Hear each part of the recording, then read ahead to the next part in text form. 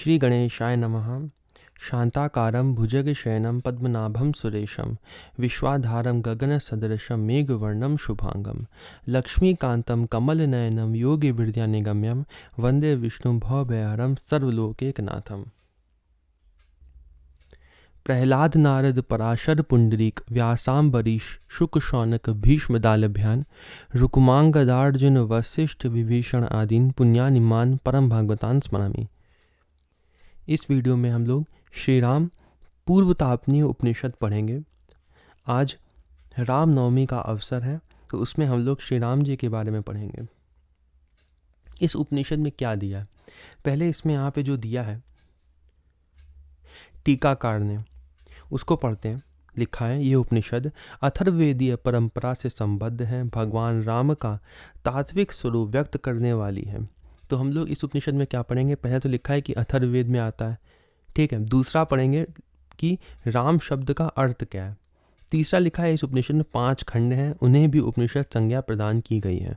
प्रथम उपनिषद में सर्वप्रथम राम शब्द का अर्थ प्रकट किया गया। जो इसका पहला पार्ट जो है उसमें हम लोग राम जी के अर्थ शब्द का अर्थ देखेंगे। तदुपरांत उपासक के लिए निर्विशेष रूप की कल्पना की गई है।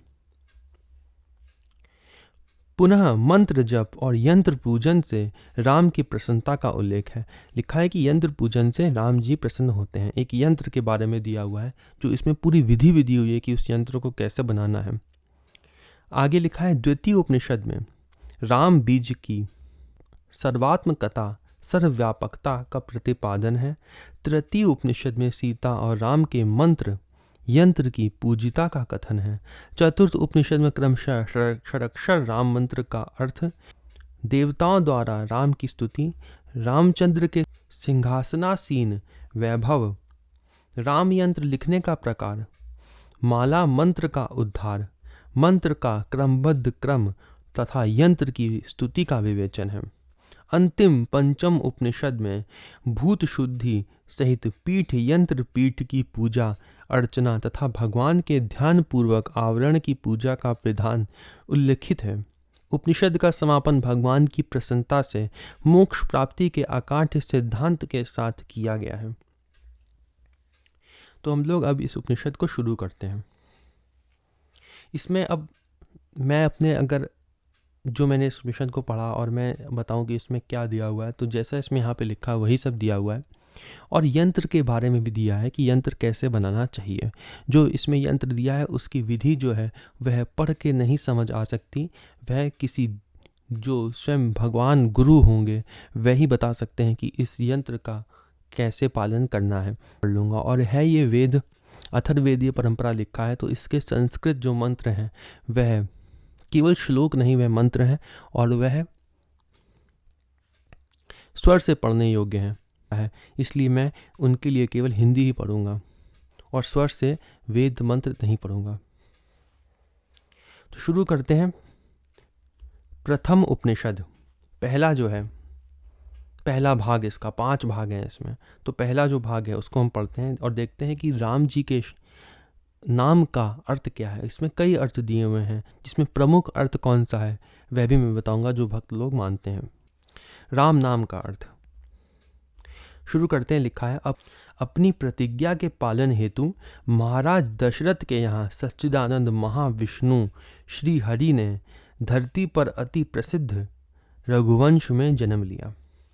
तो पहली ही ये वाक्य लिखा है, जिसमें लिखा है, सबसे पहले यहाँ पे टीकाकार ने ब्रैकेट्स में लिखा है प्रतिज्ञा के पालन हेतु। प्रतिज्ञा कौन सी? जो मनु और शत्रुपा ने जब तप किया था, ये हमने श्री रामचरितमानस में अच्छे से पढ़ रखा है। तो जो लोग अगर जानना चाहते हैं इसके बारे में कथा, तो वह बालकांड वाली वीडियो मेरी देख लें श्री रामचरितमानस की।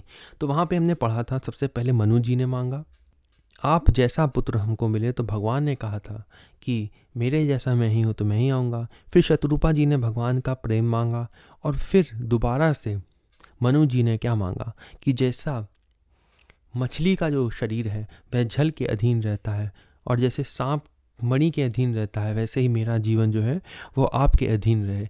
ये भी वरदान उन्होंने वहाँ पे मांगा था। तो भगवान ने वहाँ पे ये प्रतिज्ञा उनको दी थी, यही 2 बातों की, कि आप पहली प्रतिज्ञा क्या थी कि मैं आपका पुत्र बन के आऊँगा। दूसरी प्रतिज्ञा थी कि जो उन्होंने कहा था कि जीवन अधीर रहे, वो प्रतिज्ञा भी उन्होंने पालन करी। तो उसी प्रतिज्ञा के बारे में यहाँ टीकाकार ने लिखा है। आगे पढ़ते हैं, लिखा है महाराज दशरथ के यहाँ सच्चिदानंद, आनंद कहते हैं ना भगवान को, और फिर लिखा है महाविष्णु। ये महाविष्णु कौन है? जैसे हम लोग महालक्ष्मी, महाविष्णु, ये हम लोग कहाँ पढ़ते हैं? ये विष्णु पुराण में लिखा है महाविष्णु के बारे में, जिसमें लिखा है कि महाविष्णु से ही ब्रह्मा, विष्णु और शंकर तीनों की उत्पत्ति हुई है। ठीक है, तो उनको कहते हैं महाविष्णु, जिनसे सबकी उत्पत्ति हुई है। किनकी?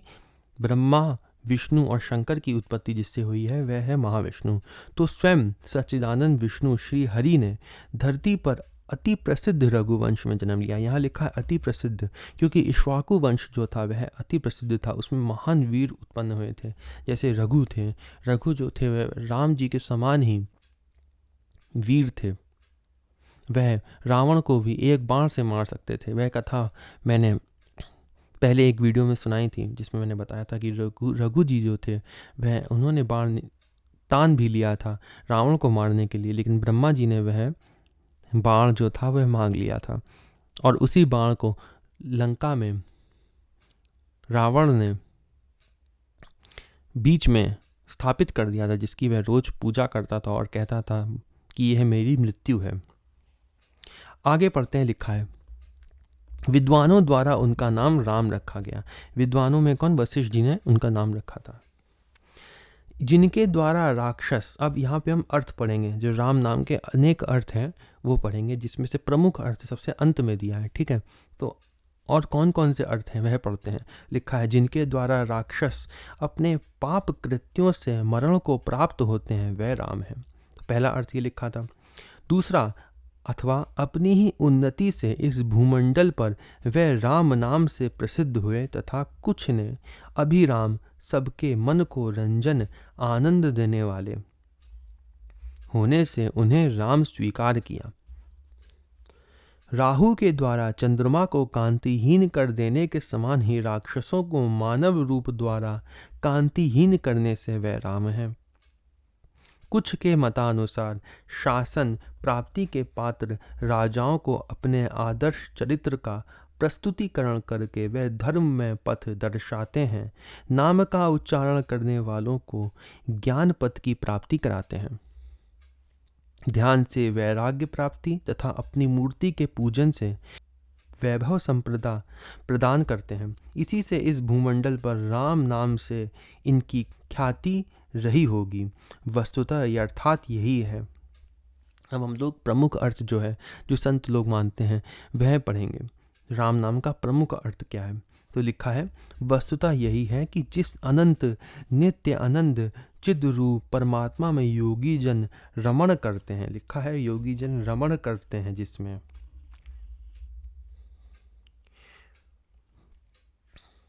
वह परब्रह्म परमेश्वर ही राम पद से जाने जाते हैं।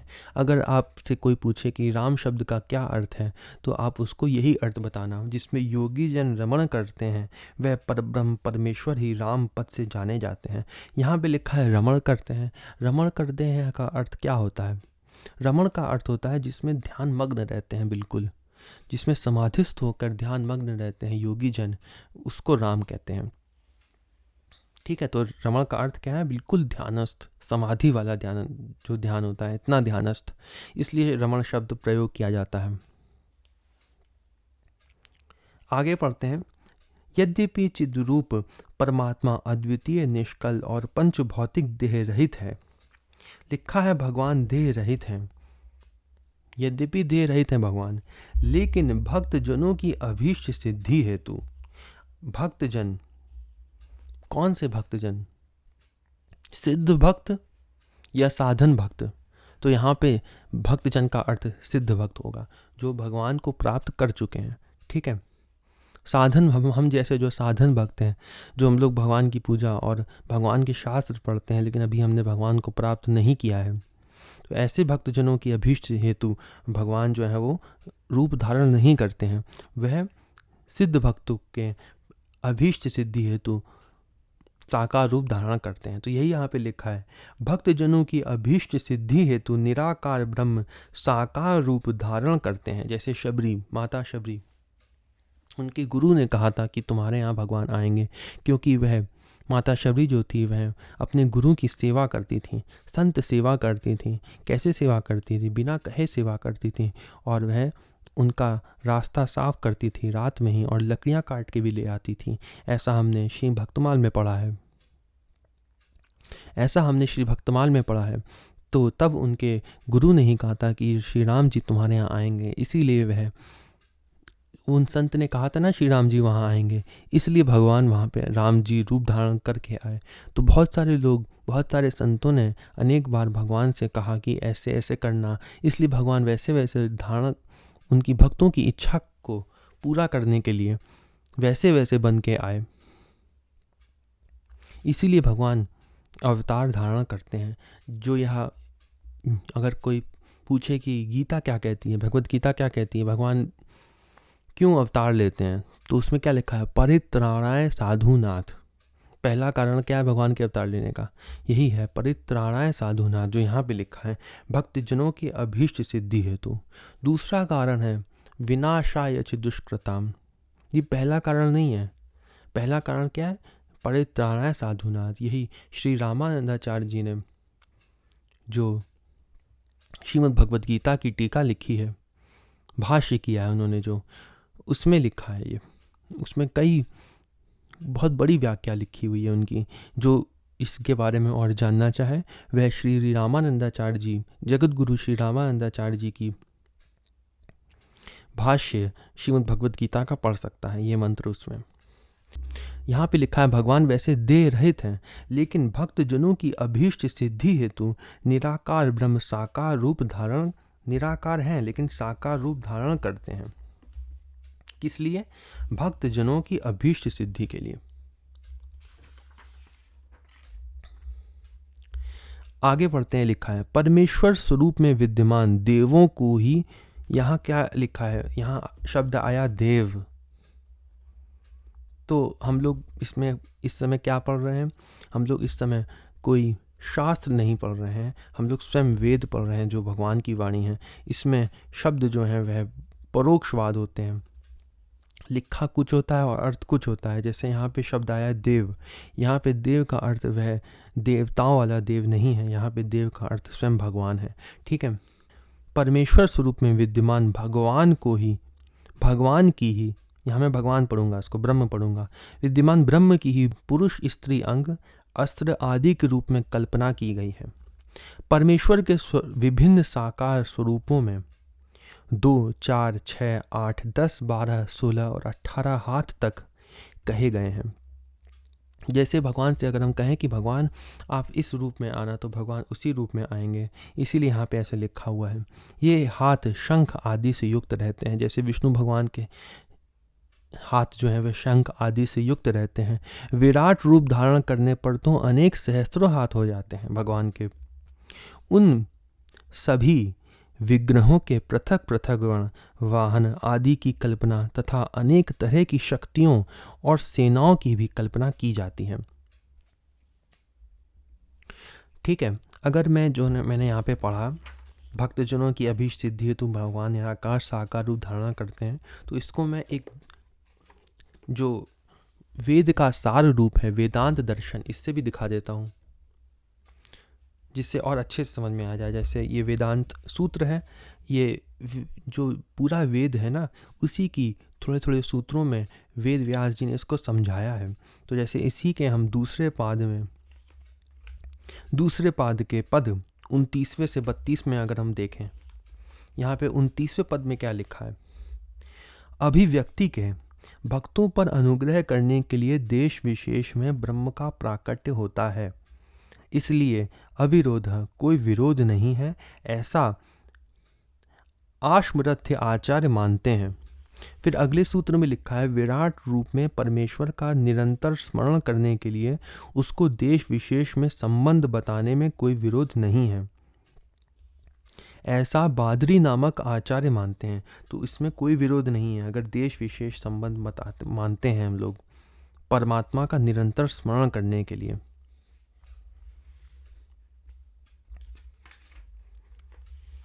परमेश्वर, परब्रह्म परमेश्वर अनंत ऐश्वर्य से संपन्न है। क्या लिखा है? अनंत ऐश्वर्य से संपन्न है। इसका अर्थ क्या है? वह कुछ भी कर सकते हैं। भगवान, भगवान निराकार हैं और भगवान कुछ भी कर सकते हैं। ठीक है, क्योंकि इसीलिए यहाँ पे ऐश्वर्य क्या होता है? ऐश्वर्य का अर्थ होता है जिसके पास अनंत शक्तियाँ हैं। ठीक है, तो भगवान जो है वो स्वयं कुछ भी कर सकते हैं। इसलिए हम भगवान से कहते हैं कि भगवान आप इस रूप में आना। जो यहाँ पे शब्द लिखा है ना कल्पना, मैं उसको समझाने के लिए ऐसे बता रहा हूँ।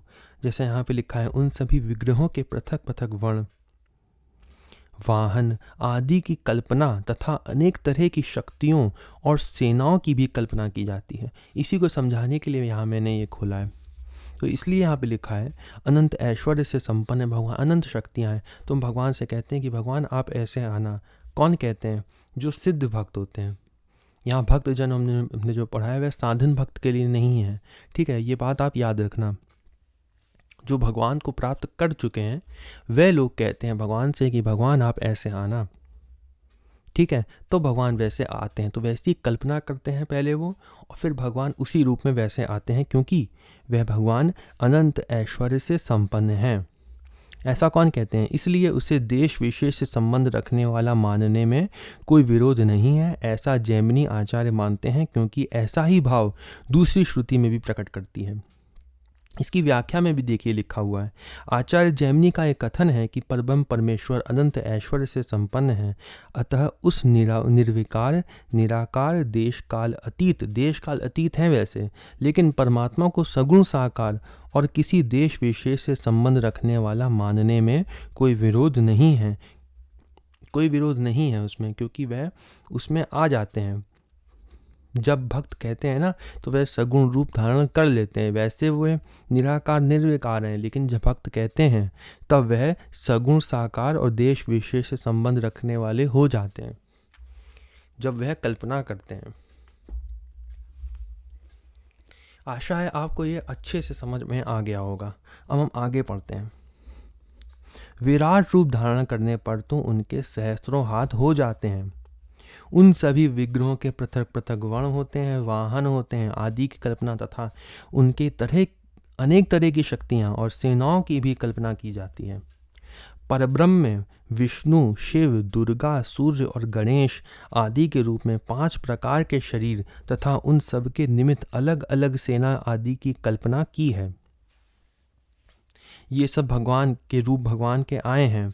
हम लोग ने कहा कि माँ आप शेर के ऊपर बैठ के आना, इसलिए भगवान शेर के ऊपर बैठ के दुर्गा रूप बन के आए। ठीक है, आगे पढ़ते हैं। ब्रह्मा से लेकर संपूर्ण जड़ चेतन तक का वाचक यह राम मंत्र अपने अर्थानुसार ही है। ये अपने अर्थ के अनुसार ही है राम मंत्र जो है। इसलिए इस मंत्र में दीक्षित होकर इसका जप किए जाने पर भगवान प्रसन्न होते हैं। तो भगवान किससे प्रसन्न होते हैं? भगवान प्रसन्न होते हैं नाम जप करने से। लिखा है अभीष्ट प्रयोजन की सिद्धि हेतु जो साधक मंत्र का अनुष्ठान करते हैं उनके प्रयोजन को मंत्र बता देते हैं। प्रयोजन पूर्ति की सुनिश्चितता का प्रकट करता है। मनन और रक्षण करने से उसे मंत्र कहते हैं। क्या लिखा है? मंत्र की परिभाषा लिखी है। मंत्र एक ऐसा साधन है जिसको करने के बाद हम अपने प्रयोजन को प्राप्त कर लेते हैं। जो इच्छा करते हैं उसको प्राप्त कर लेते हैं, इसलिए उसे मंत्र कहा जाता है। उसका एक साधन होता है करने का। उसको जब करते हैं तो जो हम इच्छा करते हैं वह प्राप्त कर लेते हैं। ऐसा यहाँ पे लिखा है। मनन और रक्षण करने से उसे मंत्र कहते हैं। ये मंत्र ही समस्त वाच्यों का वाचक है। वह मंत्र अभय स्वरूप, निर्भयता प्रदान करने वाले इस देव, यहाँ पे देव शब्द का अर्थ क्या है? राम रूप परब्रह्म, जैसा मैंने ऊपर भी बताया था। देव शब्द का अर्थ यहाँ पे भगवान है। तो इस राम रूप परब्रह्म के विग्रह स्वरूप का यंत्र है। बिना यंत्र के यदि देवों की अर्चना की जाती है तो देवता उससे प्रसन्न नहीं होते। आगे अब हम द्वितीय उपनिषद, इसका जो दूसरा पार्ट है जो वह पढ़ते हैं। परब्रह्म स्वतः प्रादुर्भूव होते हैं, अतः स्वभू कहे जाते हैं। भगवान प्रादुर्भूत होते हैं, इसमें इसका अर्थ क्या है, वह संसार रूप में प्रादुर्भूत होते हैं। यहाँ संसार की बात करी गई है, ठीक है। वह स्वयं संसार बन जाते हैं ना, जब भगवान की आशा शक्ति, कृपा शक्ति भगवान के पास आती है तो भगवान स्वयं संसार बन जाते हैं। इसमें ये चीज़ इसमें भी और अच्छे से लिखी हुई है। अगर कोई जानना चाहे तो मैं इसमें से देख के बता सकता हूँ। इसमें अच्छे से वह लिखी हुई है ये बात, जो यहाँ पे लिखा है ना कि स्वभु कहे जाते हैं। क्यों कहे जाते हैं? क्योंकि वह स्वयं संसार बन जाते हैं। वह इसमें पूरी अच्छे से दी हुई है। अभी आप इतना ही समझ लीजिए कि भगवान स्वयं संसार बनते हैं, इसलिए स्वभु कहे जाते हैं और स्वयं प्रकट होते हैं। अपने प्रकाश से ज्योतित रहने से वह ज्योतिर्मय है। वह साकार रूप होते हुए भी अनंत हैं। वह अपनी ही शक्ति से प्रकाशमान है। अपनी, यहाँ लिखा है शक्ति, 3 तरह की शक्तियाँ होती हैं भगवान की। एक हम भी भगवान की शक्ति हैं, जो इसको जीव शक्ति कहते हैं, भगवान की एक शक्ति है। एक भगवान की माया शक्ति होती है और एक भगवान की स्वयं शक्ति होती है, जिसको हलादिनी शक्ति भी बोलते हैं, जिसको पराशक्ति भी बोलते हैं, और जो सीता जी भी वही है, ठीक है। जो माया शक्ति है ना भगवान की, वह उसको अच्छी शक्ति नहीं कहा जाता है। वो स्वयं की शक्ति भगवान की तो है ही, तीनों ही भगवान की स्वयं शक्ति है, लेकिन वह जड़ है, वह अपने आप कार्य नहीं करती है कुछ। जैसे जीव शक्ति जो हम भगवान की हैं, वह चेतन है, हम लोग चल सकते हैं, बोल सकते हैं। चेतन मतलब जो जिसमें जान होती है, ठीक है। अभी मैं उदाहरण की तरह समझा रहा हूँ। जीव शक्ति, माया शक्ति और भगवान की स्वयं की शक्ति, ठीक है। 3 तरह की शक्तियाँ होती हैं। आगे पढ़ते हैं, लिखा है वह अपनी ही शक्ति से प्रकाशमान है। अपनी चैतन्य शक्ति से वह ही सब प्राणियों में जीव रूप में स्थित हैं। जीव के अंदर भी भगवान स्थित हैं, ठीक है। तथा सत्य, रज और तमोगुण द्वारा संपूर्ण संसार की उत्पत्ति, स्थिति और लय के निमित्त बनते हैं। भगवान जो है वो संसार की उत्पत्ति, स्थिति और लय करते हैं। जिस प्रकार वट वृक्ष के छोटे से बीज में प्राकृत महान वट वृक्ष विद्यमान रहता है, उसी प्रकार राम रूप बीज में यह चराचर जगत स्थित है। ब्रह्मा, विष्णु और महेश रूप ये 3 मूर्तियां राम के रकार पर अवस्थित हैं तथा सृष्टि, पालन और संहार की 3 प्रकार की शक्तियां अथवा बिंदु, नाद और बीज से उत्पन्न होने वाली रौद्री, ज्येष्ठा और वामा, ये 3 प्रकार की शक्तियां भी उसी में स्थित हैं। इसी बीज मंत्र राम में पूजनीय सीता रूप प्रकृति और राम रूप पुरुष विद्यमान है। इन्हीं से 14 भुवनों का प्रादुर्भाव हुआ। ये भुवन इन दोनों पर ही अवलंबित हैं तथा इन्हीं में ये विलीन भी होते हैं। भगवान श्री राम ने ही माया शक्ति से मानव देह रूप में स्वयं को अवतरित किया। विश्व के प्राण स्वरूप और विश्वात्मा रूप इन श्री राम को नमस्कार है। नमस्कार के बाद गुणों से भी प्रादुर्भूत परब्रह्म स्वरूप नमन योग्य श्री राम के प्रति अपने एकीकरण के भाव को कहें। अगला हम 4th पार्ट पढ़ते हैं। क्या लिखा है उसमें हम श्री रामचरितमानस में राम कथा पढ़ते हैं, वह आएगी, वह पढ़ते हैं। नमः ये पद जीव का वाचक और राम ये पद आत्मा को प्रतिपादित करता है। राम के साथ जुड़ी हुई आय रामाय रूपी चतुर्थी विभक्ति द्वारा जीव और चेतना के एकात्म भाव का वर्णन किया गया है। रामाय नमः यह मंत्र वाचक और राम इसके वाच्य हैं। इन दोनों सम्मिलन अर्थात मंत्र जप के साथ भगवत स्वरूप का ध्यान, लिखा है मंत्र जप के साथ भगवत स्वरूप का ध्यान सभी साधकों को अभीष्ट फल देने वाला है। यह हमको ध्यान करना चाहिए मंत्र जप के साथ। इसमें संदेह की गुंजाइश नहीं। जैसे जिसका नाम उच्चारित किया जाए तो वह अपने नाम की पुकार सुनकर सम्मुख प्रस्तुत होता है, वैसे ही बीजात्मक मंत्र द्वारा आवाहित किए जाने पर आराध्य राम मंत्र जापक के सम्मुख आ जाते हैं। बीज और शक्ति, राम बीज और माम शक्ति, इनका दाएं और बाएं स्तन पर तथा कीलक यम का हृदय में न्यास करें। इसी के साथ साधक अपनी मनोवांछित सिद्धि हेतु विनियोग करें। सभी मंत्रों की साधारणतया यही प्रक्रिया है। ध्यान चिंतन में भाव यही रहे कि भगवान श्री राम अनंत रूप हैं और वे तेजस्विता में अग्नि के सदृश हैं। श्री राम जब सौम्य प्रभा वाली सीता जी से संयुक्त होते हैं तो अग्निशोमात्मक पुरुष और स्त्री रूप विश्व होता है। चंद्रमा और चांदनी के समान ही श्री राम सीता के साथ सुशोभित हैं, जिसका वर्ण श्याम, देह पर पीतांबर धारण किए हुए, सिर जटाओं से सुशोभित, 2 भुजाओं वाले, कानों में कुंडल तथा कंठ रत्नों की मालाओं से विभूषित है।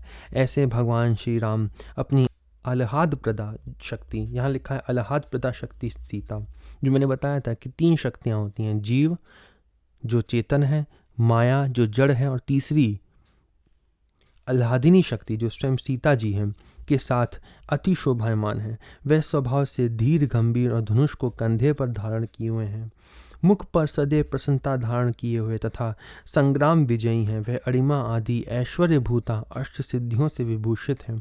विश्व की कारण भूता प्रकृति रूपा भगवती सीता उनके वामांग में शोभा पा रही हैं।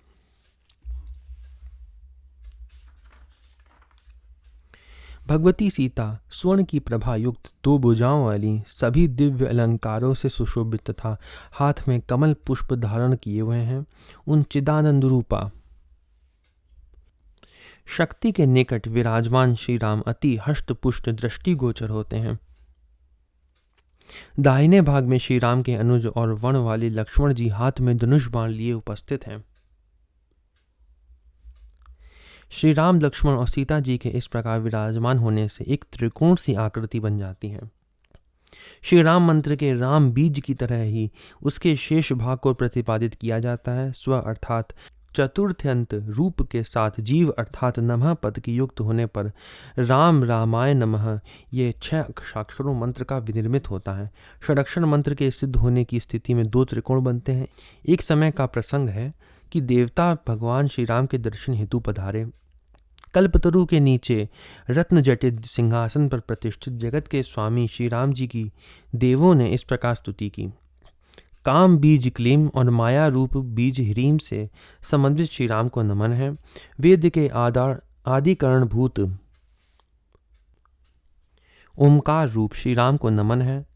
रमा रूप श्री सीता जी के धारण करता आत्म रूप नेत्रों को मनोहर लगने वाले श्री राम को नमन है। श्री जानकी जी की देह ही जिनके लिए आभूषण रूप है, जो असुरों का संहार करने वाले मंगल में विग्रह युक्त दशानन रावण के अंत के लिए यम स्वरूप हैं, उन श्री रघुवीर को हमारा नमन है। हे रामभद्र, हे महान धनुर्धारी, हे रघुवीर, हे नपोत्तम, हे दशानन संहारक, आप हमारी रक्षा करें तथा अपने से जुड़ी ऐश्वर्य संपदा हमें प्रदान करें। देवता क्या कह रहे हैं? ऐश्वर्य संपदा प्रदान करें, लेकिन हम ये नहीं मांगेंगे। हम मांगेंगे भगवान आप अपना हमको प्रेम दें, अपनी भक्ति दें। हे राम, आप हमें वैभव प्रदान करें। देवताएं लोग कहते हैं श्री राम द्वारा अरि रूप खर नामक असुर के संहार तक देवगण उपयुक्त रीति से उनका स्तवन करके सुखपूर्वक उनके साथ विद्यमान रहे। देवों की तरह ऋषिगण भी स्तुति गान में संलग्न रहे। खर आदि असुरों के संहार के उपरांत असुर वंशज रावण के वन में आकर अपने विनाश हेतु राम पत्नी सीता का हरण किया। अब यहाँ पढ़ेंगे रावण के शब्द का अर्थ क्या है। वन में रहने वाली सीता का वन से ही हरण किए जाने से उनका नाम रावण पड़ा। राम शब्द से रा एवं वन शब्द से वन मिलाने पर रावण नामक नाम बनता है, अथवा दूसरों को रुलाने से वह रावण कहे जाते हैं। दशानन द्वारा कैलाश को उठाए जाने पर भगवान शंकर ने कैलाश को अत्यधिक भारी बना दिया। उससे दबने पर उन्होंने अत्यधिक रव शोर किया। इससे इनका नाम रावण प्रख्यात हुआ। सीता के चुराए जाने के बाद राम और लक्ष्मण उनकी खोज हेतु वन में घूमने लगे। कबंध असुर ने उनके समक्ष उपस्थित होने पर उन्होंने उसका संहार किया तथा उसी के निर्देश अनुसार वे दोनों शबरी के आश्रम में गए। वहां शबरी ने उनका आदर सत्कार किया। उसके बाद आगे बढ़ने पर उनकी वायुपुत्र भक्त हनुमान से भेंट हुई, जिन्होंने कपीश्वर सुग्रीव को बुलाकर राम और लक्ष्मण से उनका मैत्री संबंध जोड़ा। दोनों भाइयों ने मित्र सुग्रीव से अपना आद्योपान समाचार बताया। सुग्रीव ने श्री राम की वीरता पर संदेह किया और दुंदुभि नामक असुर का विकराल शरीर दिखाया। भगवान राम ने दुंदुभी के मृत शरीर को देखते देखते सहज ही अति दूर फेंक दिया। उन्होंने अपने बाण से 7 ताल वृक्षों को तुरंत छेद डाला, जिससे कपीश्वर सुग्रीव के संदेह का निवारण होने के साथ साथ उन्हें अति हर्ष की प्राप्ति हुई। इस प्रकार अपने मित्र सुग्रीव को आश्वस्त करके श्री राम ने भी प्रसन्नता अनुभव की। तत्पश्चात भगवान राम सुग्रीव की नगरी में पधारे। यहाँ आकर बाली के अनुज सुग्रीव ने बड़ी भयंकर ललकार लगाई। उनकी घोर ललकार को सुनकर बाली भी अति वेग से घर से बाहर निकला। श्री रघुवीर ने बाली का वध करके किष्किंधा के राज सिंहासन पर सुग्रीव को प्रतिष्ठित किया। तदुपरांत वनराज सुग्रीव ने वानरों को बुलाकर कहा, हे वानर वीरों, तुमसे किसी देश की जानकारी छिपी नहीं है। तुम जल्दी से यहाँ से प्रस्थान करके सीता को आज ही खोज कर श्री राम को सौंप दो। उसके बाद हनुमान जी समुद्र को पार कर लंका में पहुँचे। वहाँ जाकर उन्होंने सीता जी के दर्शन किए, उनके राक्षसों को मौत के घाट उतारा तथा लंका नगरी को फूंक डाला। इतना करके वे श्री राम के पास लौट आए और सारा वृत्तांत क्रमशः उनसे कहा। तब श्री राम ने अति क्रोध का प्रदर्शन किया। लंका प्रति रावण के प्रति आक्रोश युक्त होकर वानर सेना को बुलाकर उन्हें साथ लेकर अस्त्र शस्त्रों से सहित लंका पर चढ़ाई कर दी। लंका की अच्छी तरह जांच पड़ताल करके श्री राम ने लंकाधीश रावण के साथ युद्ध आरंभ किया। इस धर्म युद्ध में रावण के भाई कुंभकर्ण और उनके पुत्र मेघनाथ सहित रावण का उन्होंने संहार किया। तत्पश्चात विभीषण का राज्य अभिषेक करके उन्हें लंका का राजा नियुक्त किया और जनक नंदिनी को अपने वाम भाग में बिठाकर वानरों के साथ अपनी नगरी अयोध्या की ओर प्रस्थान किया। द्विभुजधारी श्री रघुनाथ जी अयोध्या के सिंहासन पर सुशोभित हुए। धनुर्धारी श्री राम स्वभाव से प्रसन्नचित्त तथा सभी आभूषणों से सुसज्जित हैं। वाम हस्त में तेजस्विता को प्रकाशित करने वाली धनुर्मयी मुद्रा और दक्षिण हस्त में ज्ञानमयी मुद्रा धारण करके सच्चिदानंद परमेश्वर व्याख्यान मुद्रा में प्रतिष्ठित है। श्री राम जी के ध्यान के लिए हमने ये रामायण का पाठ किया, जिससे जब नाम जपते जपते हम इसका ध्यान कर सकें। भगवान श्री राम के दाहिने ओर भरत और बाएं ओर शत्रुघ्न स्थित हैं। भक्त हनुमान श्रोता रूप में हाथ जोड़कर त्रिकोण के अंदर ही विराजमान हैं। भरत के नीचे सुग्रीव और शत्रुघ्न के नीचे विभीषण स्थित हैं। भगवान राम के पृष्ठभाग में लक्ष्मण जी छत्र चंवर हाथ में लिए हुए प्रतिष्ठित हैं। उनके नीचे ताड़ के पंखे हाथों में लिए हुए भरत शत्रुघ्न दोनों भाई खड़े हैं। इससे भरत शत्रुघ्न और लक्ष्मण द्वारा दूसरे त्रिकोण की स्थिति बनती है। श्री रघुवीर अपने बीज मंत्र रूप दीर्घ अक्षरों के घेरे में ही आबद्ध हैं। यहाँ पे हम लोग ने रामायण तक पढ़ा और इसके आगे जो यहाँ पे दिया हुआ है वह पूरा यंत्र के बारे में दिया हुआ है कि यंत्र कैसे बनाना है और उसका पाठ कैसे करना है। वह बहुत ही कठिन है और उसको समझने के लिए एक स्वयं गुरु भगवान जब होंगे तब वही उसको समझा सकते हैं कि कैसे इस यंत्र को पढ़ना है और उसका कैसे पालन करना है। यहाँ पे लिखा भी है, रहस्यपूर्ण गोपनीय यंत्र बिना दीक्षा के परम विद्वान के लिए भी दुर्गम है। तो इस यंत्र को पढ़ने के बाद भी हम लोग को उसे समझ में नहीं आएगा, क्योंकि केवल पढ़ने से समझ नहीं आ सकता।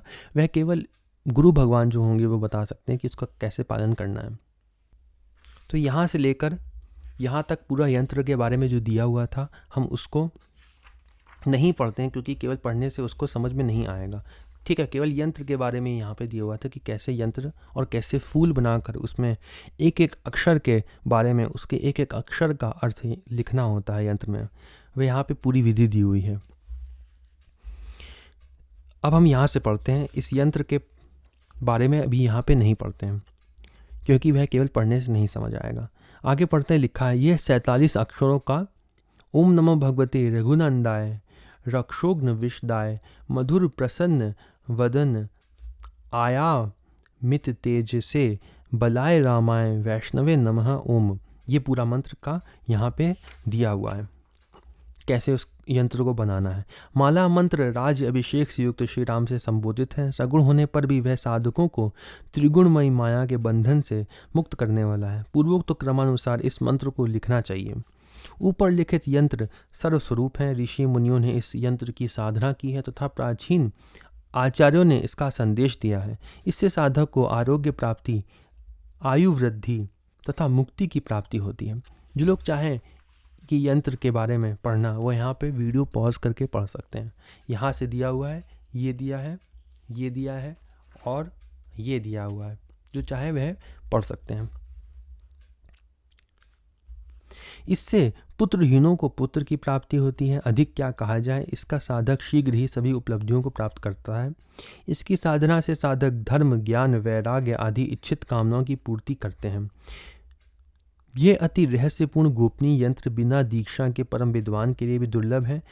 पात्रता रहित सामान्य व्यक्तियों के प्राकृत जन को इसका उपदेश कभी नहीं देना चाहिए, क्योंकि वे इसका पालन ही नहीं कर पाएंगे। आगे हम लोग 5वां पार्ट जो इसमें है, अंतिम पार्ट, वह पढ़ते हैं। लिखा है, द्वार पूजा करके पद्मासन आदि लगाकर बैठें और प्रसन्नचित होकर सभी तत्वों का शोधन शुद्धि करें। भगवान श्री राम के पूजा विधान में सिंहासन पीठ का नीचे का हिस्सा, ऊपरी हिस्सा तथा दोनों पार्श्व भाग में देव अर्चन किए जाने की व्यवस्था है। पीठ के ऊपर मध्य में स्थित अष्टदल कमल का भी पूजन करें।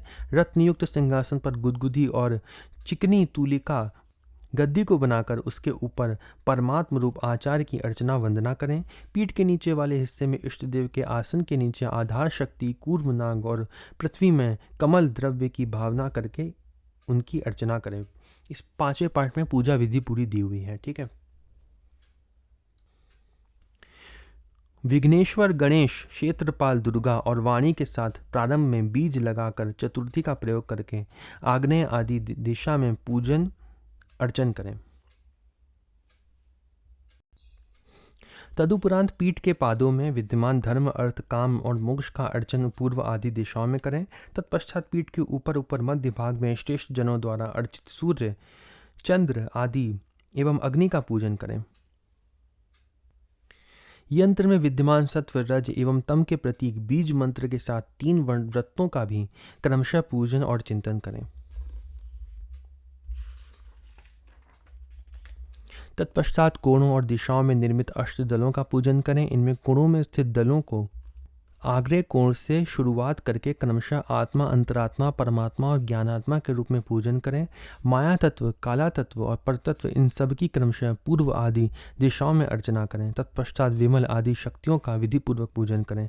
प्रधान देवता के आवाहन पूजन के बाद जल से अंग व्यहों की पूजा करें। दृष्टि आदि लोकपाल गण, इनके आयुध, वशिष्ठ आदि ऋषिगण तथा नील आदि के साथ चंदन आदि विभिन्न पूजा उपचारों और नानाविध उत्तम उपहारों द्वारा भगवान श्री राम की पूजना आराधना करें। इसी के साथ विधि विधान पूर्वक जप आदि भी उन्हें समर्पित कर दें। जो गदा, चक्र, शंख और कमल को अपने हाथों में धारण किए हुए भवबंधन के नाशक, जगत के आधार स्वरूप, अति महिमाशाली तथा सच्चिदानंद स्वरूप हैं, उन श्री रघुवीर के प्रति हम नमन करते हैं। इस प्रकार की स्तुति करने वाले सभी साधक मोक्ष को प्राप्त करते हैं। लीला संदोह काल में सारे संसार में संव्याप्त श्री राम सशरीर अपने शंख, चक्र, गदा और पद्म आयुध सहित अंतर्धान हो गए। अपने स्वाभाविक स्वरूप को धारण कर वह सीता के साथ परम धाम में प्रविष्ट हुए। इसी के साथ उनके सभी परिवारजन, भगवान के साथ कौन कौन गया? परिवारजन गए, भाई, समस्त प्रजा, भगवान की श्री राम जी की पूरी प्रजा तथा विभीषण आदि शत्रुवंशज भी श्रेष्ठ धाम में प्रस्थान कर गए। उनके भक्त मनोवांछित उपभोग साधनों को प्राप्त करते हैं। उन्हें भोगते हुए वे मृत्यु के पश्चात परम पद को अंगीकार करते हैं। समस्त कामनाओं और अर्थ सिद्धि करने वाली इन ऋचाओं का पाठ करने वाले भक्त गण निर्मल अंतःकरण से युक्त होकर मोक्ष पद को प्राप्त करते हैं। ओम भद्रः कर्णे भी इति शांति इति राम पूर्व तापनीय उपनिषद समाप्तः। यहाँ पे हम राम पूर्व तापनीय उपनिषद में जो भी बातें लिखी थी वह सभी हमने पढ़ी। यंत्र का पाठ हमने स्किप कर दिया क्योंकि वह केवल पढ़ने से समझ में नहीं आएगा। यहाँ पे केवल यंत्र बनाने की विधि दी हुई है और एक एक अक्षर का अर्थ दिया हुआ है जो यंत्र में लिखा जाएगा। आप चाहें तो वीडियो पॉज करके उसे पढ़ सकते हैं। ये पार्ट है, ये है और ये वाला है। क्योंकि वह पढ़ने से नहीं समझ में आएगा इसलिए मैंने उसको नहीं पढ़ा है। और जितनी बातें यहाँ पे मुख्य दी हुई थी राम जी के बारे में और रामायण के बारे में, राम अर्थ के बारे में और भगवान अवतार क्यों लेते हैं इसके बारे में, वह हमने अच्छे से समझी हैं। ये वीडियो यहीं पे समाप्त होता है। ओम नमो भगवते वासुदेवाय।